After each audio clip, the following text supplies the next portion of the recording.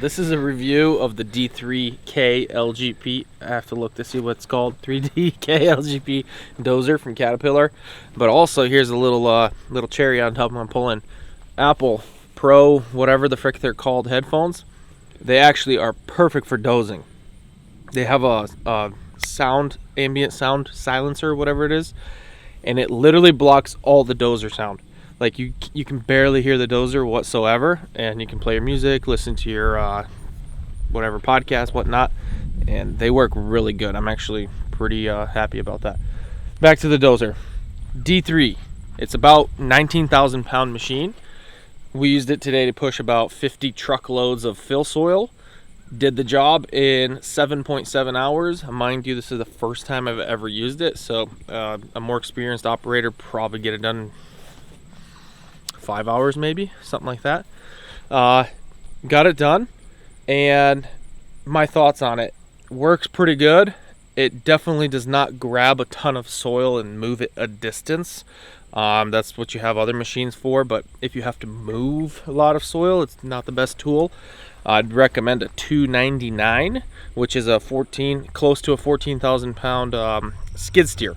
That thing is close, has a very similar footprint to this. This being an LGP, has a wider track, which disperses your footprint pressure versus the skinnier track version. That one will compact a little bit better, but if you're comparing this to a 299, they're almost the same. So you might as well get a 299 for something like this and transfer and everything. Probably would have smoked it on a flat area moving loose soil. Now, if this was compacted hard soil, if this was on a slope, if this was wet, then yeah, obviously the dozer all day every day. So that's not a comparison.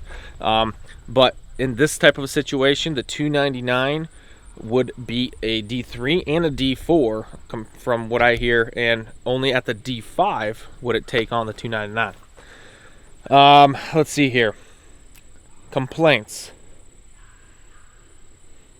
Not much, it's rough, but it's a dozer. It's an open cab, which is dusty. Whenever there's gusts of wind and you start moving faster, this thing picks up dust and shoots in your face. That sucks. That's why I'm a little dusty, dirty. The good things about this thing is it's pretty powerful for its size. It's pretty smooth. The controls are very smooth. You can control every which way. The throttle. Yeah. It does not have a ripper on here, which does suck a little bit. I wish it had a ripper. That would have helped in a few spots, but as it stands, it's very good. If we hop in the controls, I'll show you how it works. Got ourselves a little foot peg here, so if you're a fatty, it makes it nice and easy. Just chop on up, use your little safe to rail. Coffee mug holder, cup holder, works pretty good. It's loose in here, but it never jumps and falls out. You've got yourself a little cabinet right here. You open and close it. That's where I stash my phones so I don't lose them. I didn't initially. I just put it in the seat under my crotch, and it slipped out at some point, and I almost lost it. Luckily, I got caught on one of these steps here, and I didn't lose the phone, which I've literally lost a phone on an excavator right here before, like a couple of years ago. I did not try the heating and cooling, but I imagine that would work a little bit better than nothing. You've got your armrests. On the right side, you have your parking brake, your throttle, auxiliary, your lights, and then I don't know what that one was, I forgot. Controls. This is your what would it be called? I'm not sure, but it makes you go and you make it go back. So forward and back, right? And then you can turn left and right. It's joystick control. On the joystick here, there's a knob, I guess you would call it. You can move it forward and backward. That's what controls the speed of this machine. And it goes from in forward to 3.2 miles per hour and in reverse 3.5. And all the way down to 0. You can control it to whatever you need. So I was pushing soil between 1 to 1.5 miles per hour, depending on what you need. Sometimes all the way up to 2 if it's just a little windrow. And then in reverse, as fast as you can without killing yourself and being safe. Let's see, what else we got here? Buttons. Right side, we got this controls the blade in the front. You can tilt it left, you can tilt it right, you can pick it up, pick it down. Then you also have this little yellow button down here. This shakes the blade for you so that you don't have to keep shaking the joystick, which will eventually, you know, wear out the joystick. It's a nice little convenience feature. The right side has another little, I'm a little tired. I've been on this dozer for a while. The right side has another one of those little adjusting knobs, and that controls the blade to go left or right in that direction. You know what I'm saying? Like left or right, like that.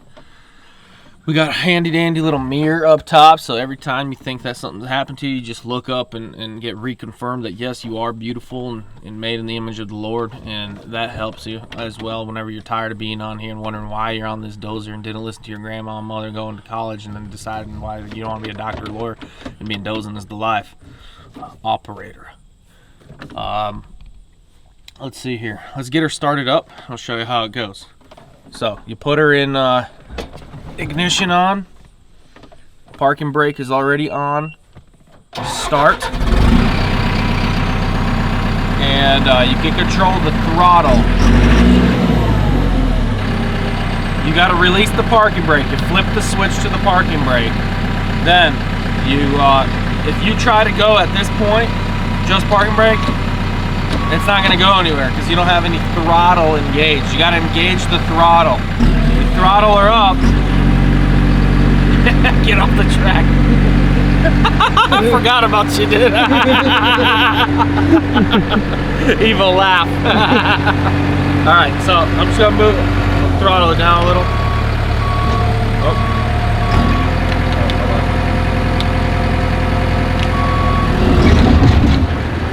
Frick, dude, why going so fast?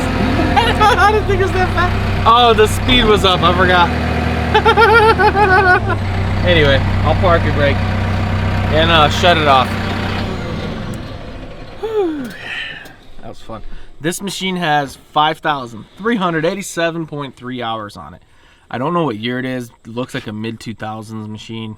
But yeah, I mean, it's a pretty good machine. It's got lights front and back. I worked a little bit in the dark. Like you can see, if you're just pushing like loads of material, it's fine.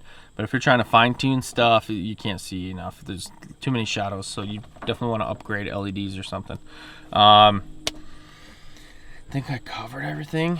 Throw in shots of how we use the machine, and you know, bada bang, bada boom. Hope that helps. Figure it out. Bye.